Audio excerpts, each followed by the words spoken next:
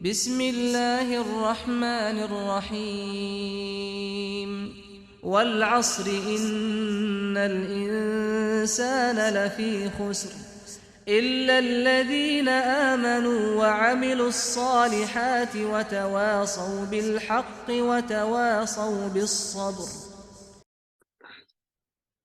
بسم الله الرحمن الرحيم الحمد لله رب العالمين والصلاة والسلام على أشرف المرسلين سيد الأولين والآخرين سيدنا وحبيبنا وشفيعنا ونبينا ومولانا محمد وعلى آله وصحبه أجمعين ورضي الله تبارك وتعالى عن قطب العارفين وإمام الصديقين مولانا أبي العباس أحمد بن محمد التجاني وخلفائه المهتدين وأهل طريقة الفائزين الرابحين وجميع المسلمين آمين يا رب العالمين أما بعد.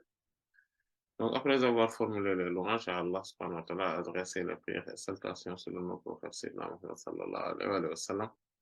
Donc, Inch'Allah ta'ala, on va revenir sur la sourate Al-Asr.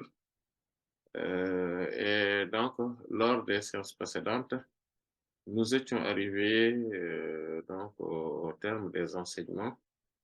Donc, on était sur le passage où Allah subhanahu wa ta'ala dit وَتَوَاصَوْا بِالْحَقِّ. Donc, et on avait tiré quelques enseignements par rapport à cela.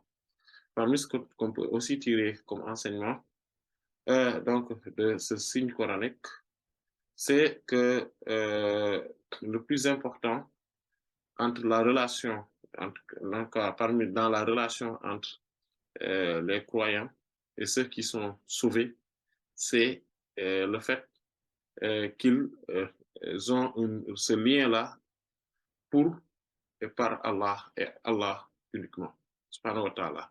Parce que c'est Allah qui est al-haqq, qui est le vrai. Et donc, c'est pour cela qu'il dit watawasaw bil haqq.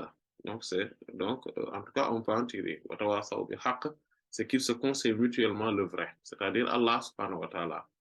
Et quand ils se conseillent le vrai, donc ils se conseillent tout ce qui tourne autour de lui, c'est-à-dire avoir une foi inébranlable envers lui, avoir une confiance absolue envers lui, avoir un amour éperdu envers lui, avoir un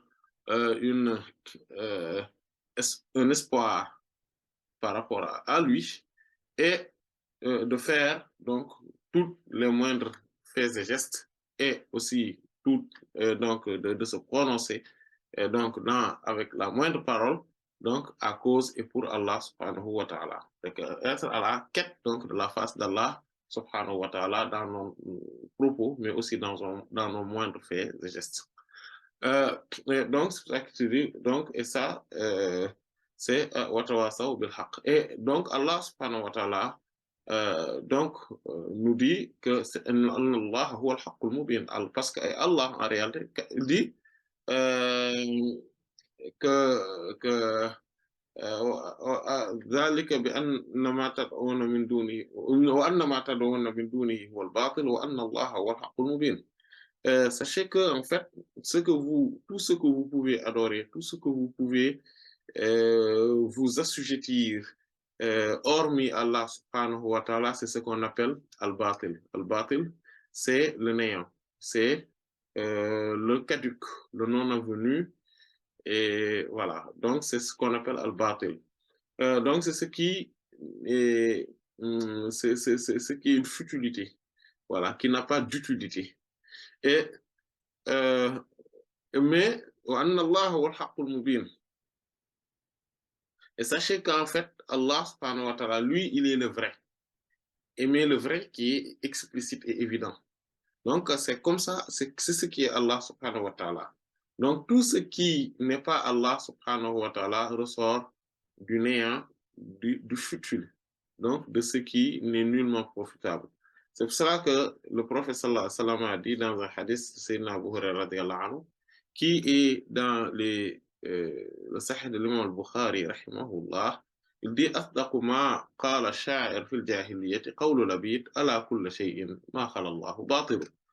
C'est que la meilleure parole qui a été dite par un poète à l'époque de l'ignorance prononcée, c'est-à-dire l'époque al-Jahiliya, comme on dit, l'ignorance prononcée, c'est la période pré-islamique. c'est la parole de l'Abid, donc radiyallahu anhu, qui est devenu un compagnon, radiyallahu anhu, qui était un très grand poète donc dans cette période pré-islamique, donc de cette grande ignorance endurcie. Et il dit qu'il avait dit dans un de ses poèmes, Ala kulla shay'in ma khalallahu batilu, eh bien, tout ce qui est vide d'Allah subhanahu wa ta'ala est un néant absolu. C'est-à-dire, c'est quelque chose de futile qui n'a qui n'est nullement profitable et qui n'est pas utile. Et, mais il avait continué. Le prophète sallallahu alayhi wa sallam n'a pas daigné répéter, ou en tout cas la suite donc de ce vers, parce que en fait le vers en arabe est composé très souvent, bon, pour la plupart des métriques, donc est composé de deux parts, qu'on appelle Masra. Et en fait, donc la métrique c'est le Bahr, voilà, qu'on appelle Bahr. Donc ce n'est pas l'océan comme euh, donc, ou la mer, non, ça c'est la métrique. Voilà, vous voyez, hein, les terminologies. Voilà, donc de manière générale, quand on parle de Bahr en arabe, ça signifie la mer, l'océan, etc. Mais en poésie, quand on dit Bahr, ça signifie la métrique.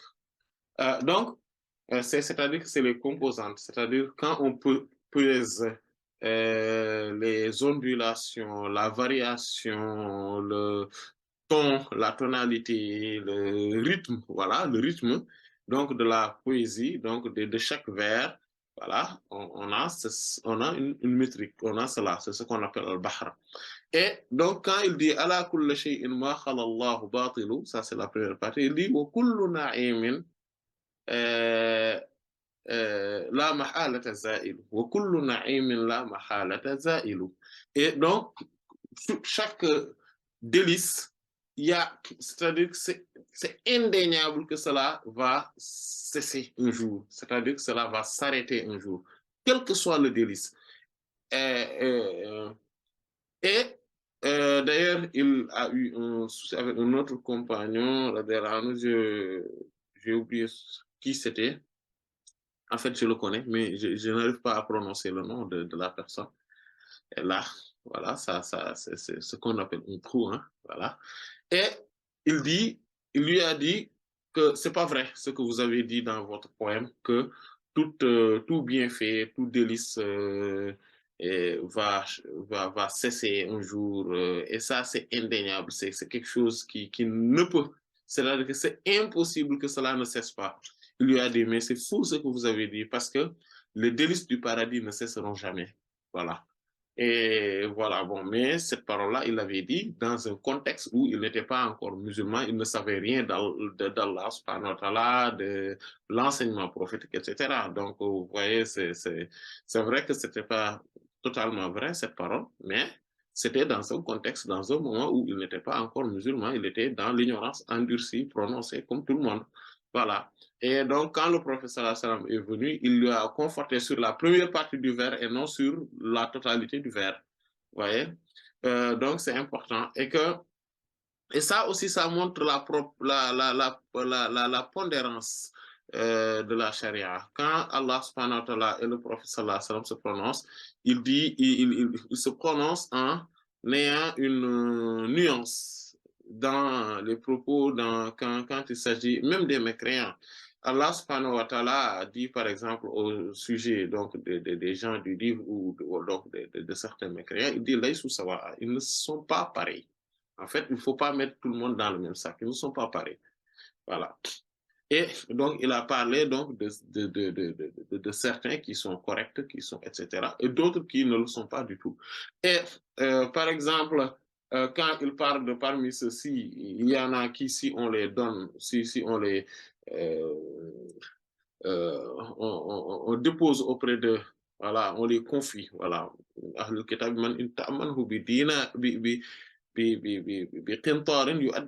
y en a parmi les gens du livre, si, donc, les juifs ou les chrétiens, si on les aurait donné un quintar, c'est-à-dire, voilà, une montagne d'or, en bien, on le leur confie, ils vont te le rendre intact. sans problème. Il y en a parmi les gens du livre qui sont comme ça. Et il dit, وَمِنْ أَهْلِ الْكِتَابِ مَنْ إِنْ تَأْمَنْهُ بِدِينَارٍ لَا يُؤَدِّهِ إِلَيْكَ إِلَّا مَا دُمْتَ عَلَيْهِ قَائِمًا. Et parmi les gens du livre, il y en a qui, si tu les confies un dinar seulement, un dinar, vous savez, et ça, ça fait partie des subtilités de la parole coranique. Il n'a pas dit bidirham ou quelque chose de peu. Non, il a dit bidinar. Dinar, c'est à peu près, bon, si on regarde aujourd'hui, le dinar correspondrait à peu près à 300-350 euros. Vous voyez? Donc, il n'a pas dit une petite somme très modique. Non, mais il n'a pas aussi dit une très grande somme, mais il a dit dinar. Voilà. Il dit là, il ne te le rendra pas. Si tu le lui confies, il ne te le rendra pas. Sauf si tu insistes et tu persistes, tu viens devant lui tous les jours pour insister et persister pour qu'il te rende ta somme due. Voilà. Et ça, pourquoi ils ont ce comportement-là? Et ils révèlent un comportement extraordinaire donc des gens du livre. Et le terme même qu'Allah a utilisé, il n'a pas dit les juifs et les chrétiens, mais il a utilisé le terme les gens du livre, c'est-à-dire les gens qui, eux, s'approprient le livre.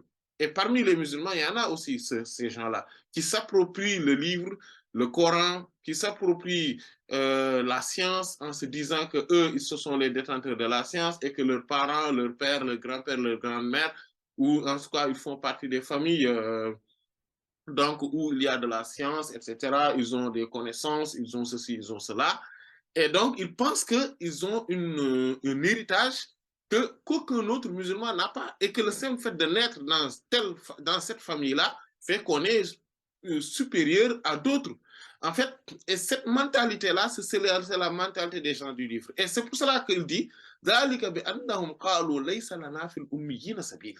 parce qu'eux-mêmes disent que nous n'avons aucun droit, aucun devoir par rapport aux illettrés, aux analphabètes. Pour eux, au moment où la science leur appartient à cause de leurs origines ou à cause de je ne sais pas quoi, eux, ils prétendent que quand il y a un droit, donc des illettrés, ou en tout cas des gens qui ne font pas partie de leur groupe à eux, ou en tout cas de leurs origines à eux, c'est pas grave, ils peuvent se permettre, parce que eux, c'est en fait, presque des sous-hommes par rapport à eux.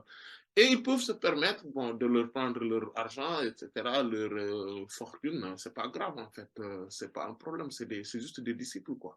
Comme on dit, hein, il y avait un chef, une des membres de ces familles-là, parmi les musulmans, je veux dire, qui m'a dit un jour, et ça m'avait choqué. En fait, il était venu ici, et c'est un très... en fait, au Sénégal, il est considéré comme un très grand cheikh. Hein. Il a beaucoup de disciples, etc. Il est même la porte-parole d'une très grande famille, parmi les 3 ou 4 grandes familles, les plus grandes familles religieuses au Sénégal. Il était venu, il m'a rendu visite et il m'a dit, donc il était avec, il y avait un de ses disciples qui l'a appelé pour lui dire qu'il va venir le récupérer, il venait du travail. Donc, je lui ai dit, mais vous pouvez passer la nuit ici, il y a une chambre, bon, vous savez, vous pouvez, voilà, c'est pas grave, il n'y a pas de souci. Il m'a dit, non, mais en fait, mais de manière très déconcentrée, quoi. Il m'a dit, mais laisse-les faire les trucs de talibé, quoi.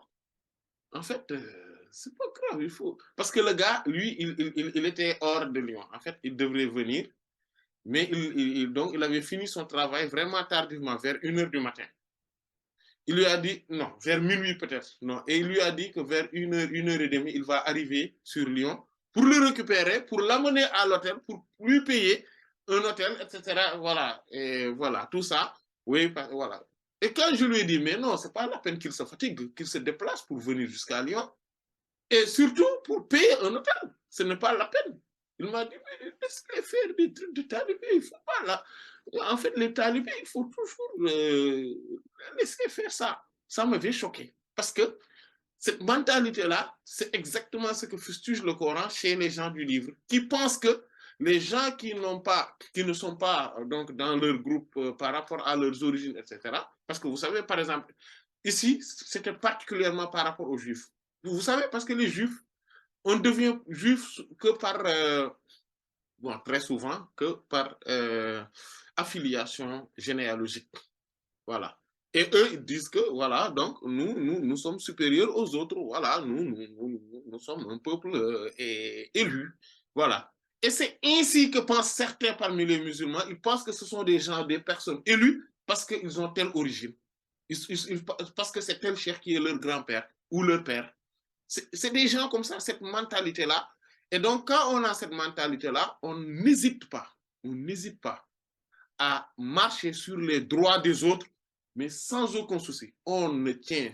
C'est-à-dire que, vous savez, ces gens-là, il faudrait comprendre leur mentalité, la manière dont ils pensent.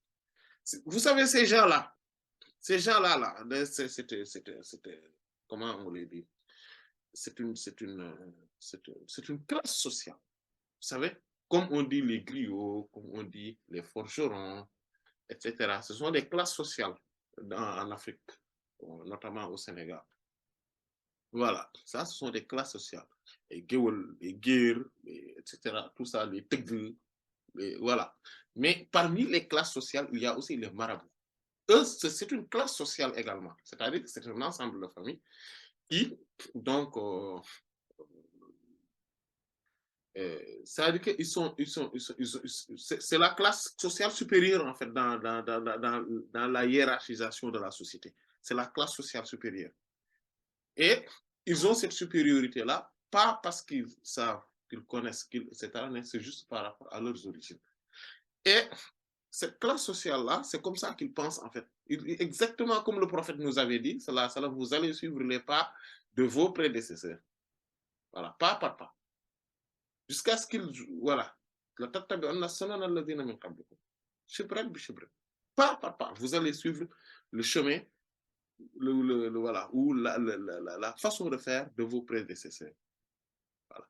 Et il dit, et là où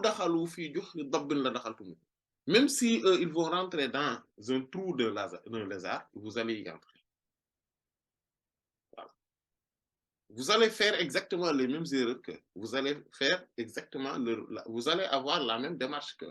C'est pour cela que tout ce que les juifs ou les chrétiens font, on verra des musulmans qui vont faire par analogie quelque chose qui leur ressemble.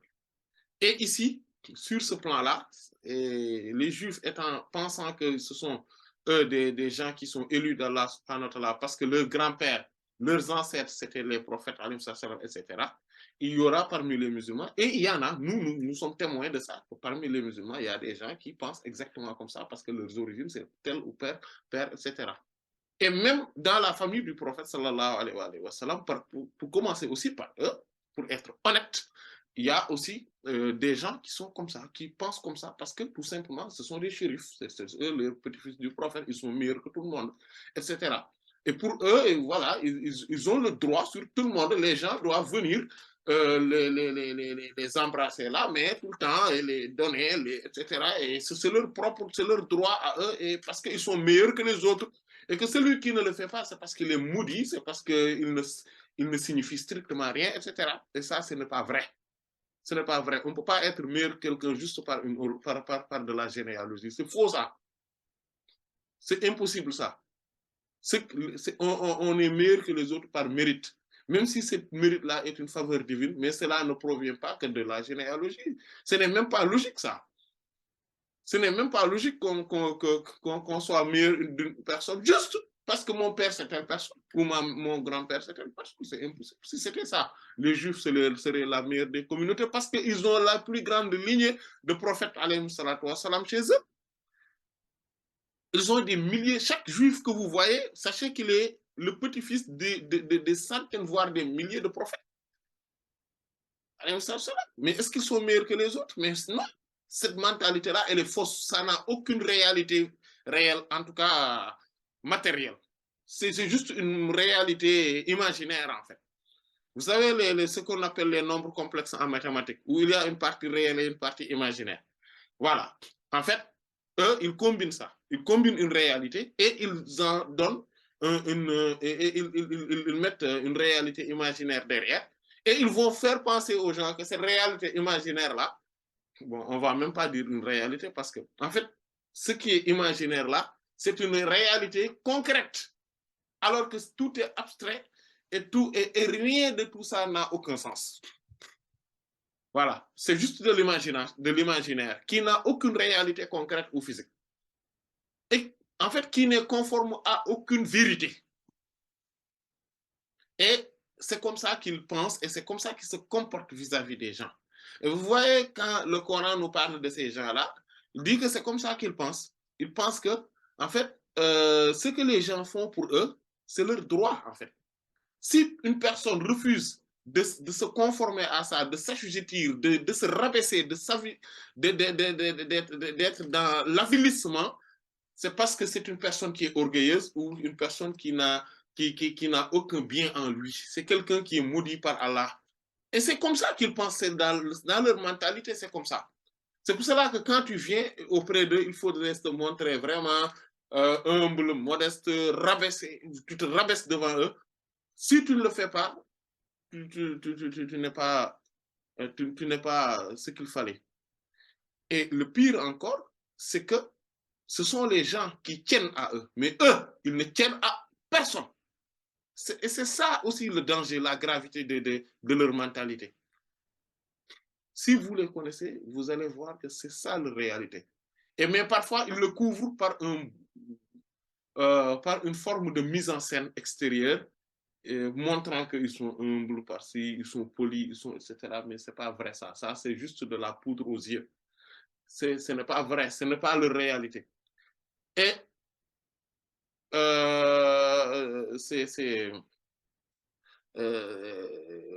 et d'ailleurs, quand l'intérêt public, l'intérêt de la nation, l'intérêt des gens est en jeu, ce n'est pas du tout le problème parce qu'eux, ils ne tiennent strictement à personne. Ils tiennent à leurs propres intérêts strictement. Et ça, c'est une réalité. Tout un chacun qui voit les choses et qui fait une analyse lucide de la réalité des choses et des faits, c'est ce qu'il va constater.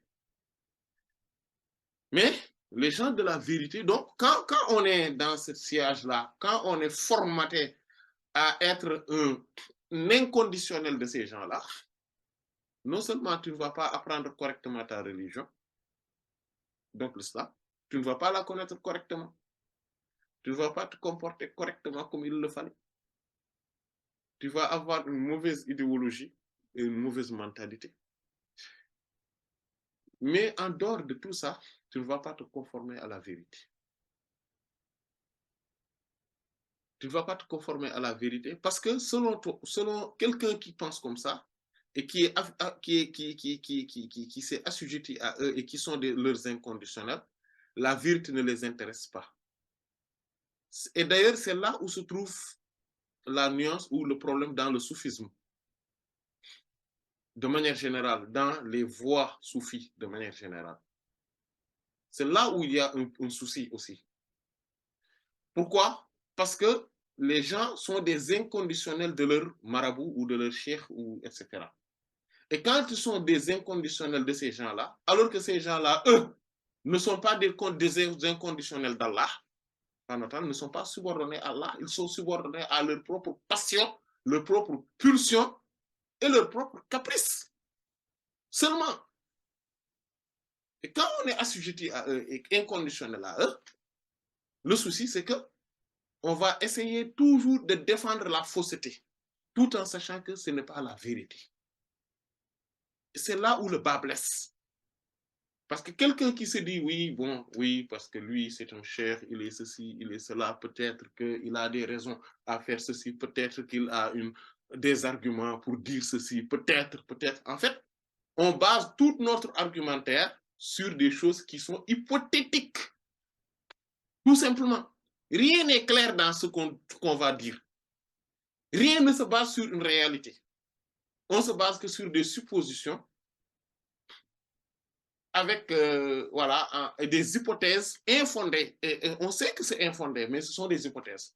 Au moment où cela pourrait être une hypothèse, on s'accroupit là-dessus pour argumenter et pour démontrer et pour prouver, en tout cas, et pour soutenir leur fausseté à eux, leur imposture. Et Une société comme ça est toujours dans une imposture collective. Et c'est ça la réalité.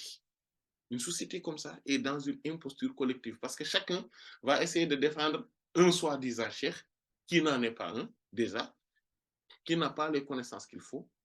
Et pour eux, telle personne est supposée un grand cheikh. Comme quelqu'un m'avait dit un jour, je lui ai dit que mais telle personne a été victime lui-même de sa mise en scène parce qu'il avait dit qu'on devrait considérer telle personne pour le dirigeant des musulmans, Amirul Mu'minin, au Sénégal, etc., tout ça. Et lui, il m'a dit, mais pourtant, oui, il peut l'être. Je lui ai dit, mais comment? Est-ce qu'il est un savant? Il m'a dit, oui, c'est un savant. Je lui ai dit, mais comment vous pouvez dire que telle personne, soi-disant un cheikh, un calife de telle famille religieuse, etc., que c'est un savant? Comment? Vous le prouvez comment? Il est savant dans quel domaine? Quand quelqu'un est savant, il est un savant en mathématiques, en sociologie, en économie, en psychologie, en droit, en quoi? Quand on dit que telle personne est un savant, mais dans quel domaine? Et qu'est-ce qui prouve qu'il est un savant? C'est une production. Une production soit par ses enseignements qu'on entend et qu'on voit, ou bien sa production littéraire. C'est comme ça qu'on peut mesurer que telle personne est un savant ou pas. Si on n'a aucun élément pour prouver que telle personne est un savant, pourquoi affirmer que c'est un savant? Comment? Et il y avait quelqu'un qui était à côté et qui m'a dit, mais vous parlez de qui? Je lui ai dit, nous, on parle de telle personne. Bon, c'est un soi-disant khalife, voilà. Il m'a dit, mais non, mais vous l'honorez en faisant ce débat-là. Mais lui, la question qu'on devait se poser, est-ce que c'est un musulman ou pas? Parce que les propos que j'ai entendus, je l'ai entendu dire, c'est des propos, mais qu'un musulman ne peut pas tenir. Je lui dis exactement. Et c'est ça, c'est là où le bas blesse. On entend une personne, soit disant que c'est le calife dans telle famille religieuse, il dit des choses qui sont des énormités dans l'islam, qu'un musulman ne peut pas dire. Il n'y a que les mécréants qui peuvent dire ces propos-là, et on le considère comme étant le plus grand parmi les saints, en tout cas de l'époque. Alors que cela ne se base sur rien, et on va essayer d'argumenter pour prouver ces faussetés-là. On va essayer de l'argumenter tout en sachant que c'est faux. Au lieu de nous dire que nous, on prend Allah, subhanahu wa ta'ala, et Allah seulement devant nous. On se dit que c'est Allah qui est notre maître, qui est notre Seigneur, qui est notre propriétaire, et que les choses ne vont jamais changer. Rien ne va changer sur ça. C'est qu'Allah, subhanahu wa ta'ala, qui est notre propriétaire à nous, c'est lui qui est notre maître, qui est notre roi, c'est lui qui est notre administrateur, c'est lui qui est notre gouverneur, c'est lui qui est le grand décideur de tout. Et ça, ce n'est pas parce que cela nous plaît ou pas que ça va changer ou pas. Et les choses ne peuvent pas changer. C'est immuable, ça. C'est constant. Ça ne va pas changer. Que cela nous plaise ou pas, ça, c'est notre affaire après. Mais ça ne va pas changer ça. Et que les choses ne vont jamais tourner de telle sorte que quelqu'un d'autre pourrait être notre Seigneur à part Allah. Ça, c'est impossible. Donc, si nous, on est conscient et qu'on est raisonnable, il faudrait qu'on se dise que au moment où Allah, subhanahu wa ta'ala, lui et lui seul est notre maître, notre propriétaire, nous devons chercher à plaire qu'à Allah et à Allah seulement. Maintenant, si on cherche à plaire à Allah et à Allah seulement, et qu'il est content, alhamdulillah, quelqu'un d'autre, ou les autres, on n'a pas à se préoccuper tant soit peu de leur humeur. On n'a pas besoin de se préoccuper de leurs humeurs. Qu'ils soient contrats ou pas, ça c'est leur affaire, ça. On n'a pas à s'en occuper. Voilà, c'est leur affaire. C'est leur affaire. Nous, on n'est pas quoi. Nous, on n'est pas... En fait, on n'est pas là pour chercher si telle personne est contente ou pas. Est-ce que, oui, qu'est-ce que ça va lui faire? Est-ce qu'il sera... Non, ça après eux, qu'ils s'en préoccupent. On n'a pas le temps de se préoccuper de ça parce que le temps ne nous est... En fait, ne nous permet pas, on n'a pas assez, on ne vit pas éternellement. On est là pour plaire à Allah seulement. Il nous a créés pour qu'on soit assujettis à lui et à lui seulement. Qu'on soit des robots devant lui, qu'on soit ses esclaves. C'est que pour être un esclave strictement d'Allah seulement. Donc, on n'a pas à se préoccuper, est-ce que tel va être content ou comment tel va analyser le discours, comment il va, ou bien notre avis, comment il va le considérer, est-ce qu'il va être content ou pas. Ça, c'est son affaire. C'est à lui de s'occuper de ses humeurs. S'il est mécontent, mais c'est pas grave. S'il est capable c'est pas comme les Wolofs le disent, d'allumer du gaz et de s'asseoir, donc du feu et de s'asseoir là-dessus, parce qu'il est mécontent, c'est son affaire. Ou bien de mordre son nez, mais c'est son affaire, ça. Nous, on n'a pas à s'occuper de ça. Et surtout, si, vous savez, je vais terminer par là. Vous savez, ce qui est grave dans cette affaire-là, et pourquoi on doit tenir à Allah et à Allah seulement. Pourquoi? Parce que je ne suis pas sorti du sujet. Hein. Je suis dans Watawa Saubil Haq. Il faut qu'on se conseille mutuellement à Allah et Allah seulement, parce que c'est lui la vérité explicite et évidente. La vérité réelle, c'est Allah. Rien d'autre. Vous savez pourquoi c'est important? Parce que dans chaque société, dans chaque époque, la classe dominante, que ce soit financièrement, socialement, politiquement, militairement, etc., c'est eux qui imposent l'idéologie dominante, la pensée dominante. Donc, si quelqu'un est malin, raisonnable, il doit se dire que, mais attendez, la vérité ne peut pas changer selon ceux qui sont dominants, selon les forts.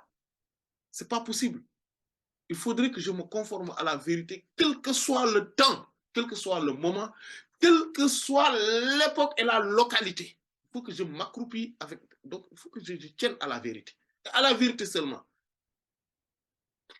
Si la classe dominante est dans l'erreur, c'est pas grave. Mais ce n'est pas du tout grave. Qu'ils soient des gens qui agissent au nom de la religion ou pas, mais c'est pas. Moi, l'essentiel, c'est que je sois à la quête de la vérité et de la vérité strictement, parce que c'est ça qui va me servir. C'est ça qui me sera utile.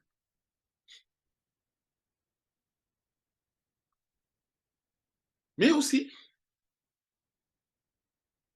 il y a un autre problème là-dessus. C'est que, à notre époque, et d'ailleurs dans les époques antérieures, il faudrait qu'on sache qu'il y a une forme de compétition, saine ou malsaine. Donc, c'est ça la vie. C'est une compétition, parfois saine et parfois malsaine.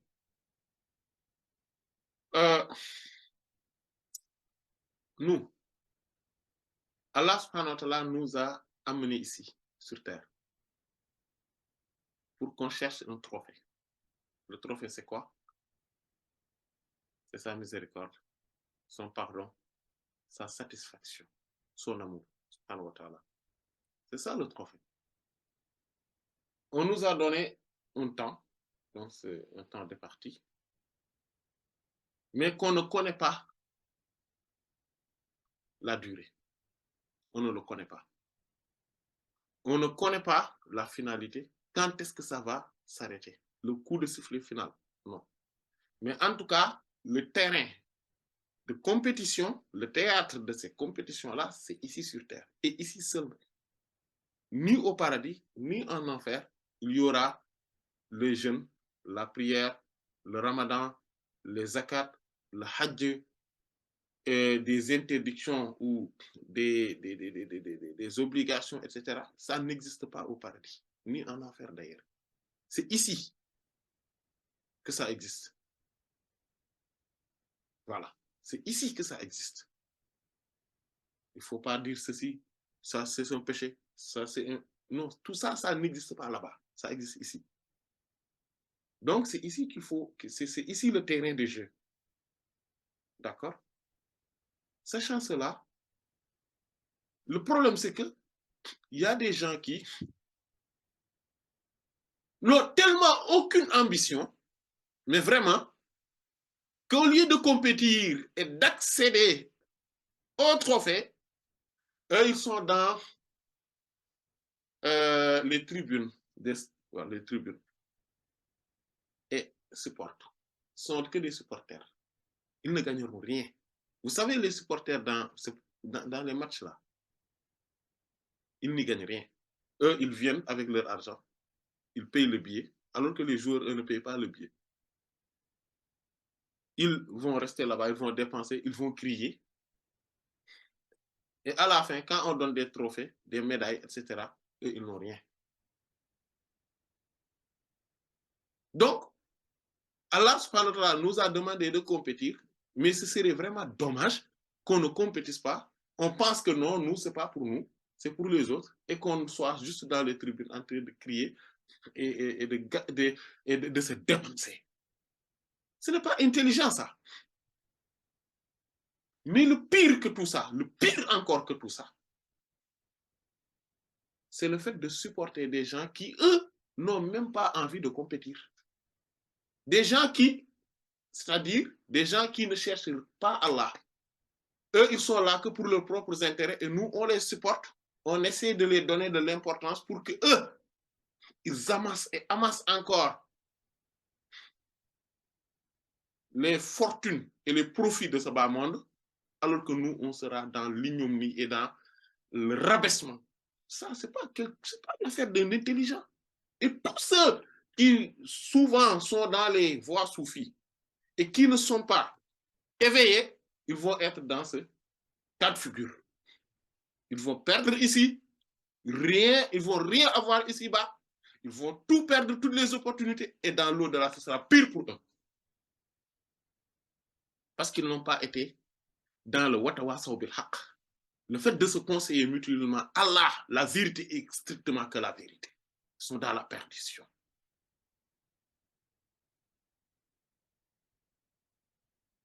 Et cela rejoint, on va finir, la parole de l'imam Al-Ghazali, lorsqu'il disait que le plus perdant parmi les gens, c'est celui qui a sacrifié son au-delà pour l'appât ou le gain de ce bas monde. Celui-là, c'est le plus perdant.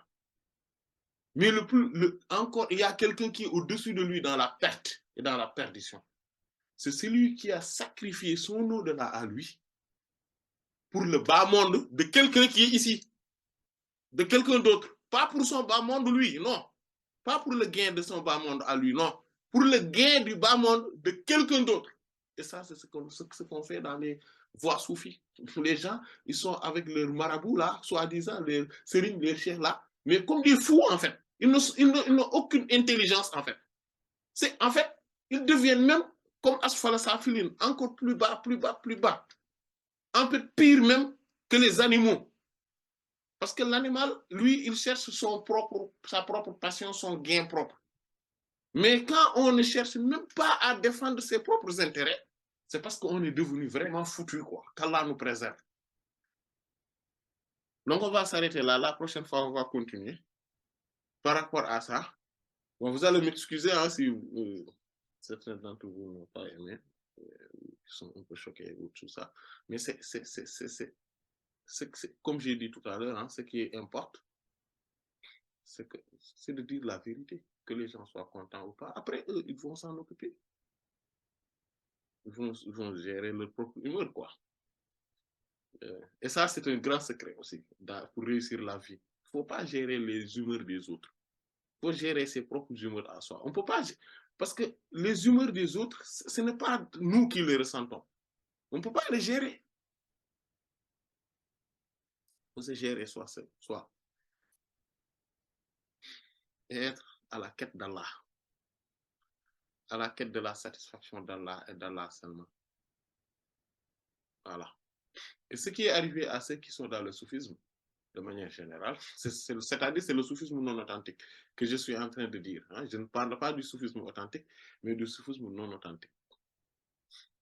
Et c'est ça la réalité du soufisme non authentique. C'est une des réalités les plus amères du soufisme non authentique.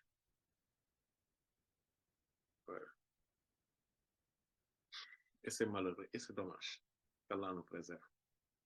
Mais pour dire qu'il y a la pondérance dans l'affaire, c'est-à-dire que tout le monde n'est pas pareil, on ne peut pas classer tout le monde mettre tout le monde dans le même sac, mais aussi, on ne peut pas refuser de regarder qu'il y a dans le sac ou dans les sacs, il y en a des sacs où il y a des pommes de terre pourries.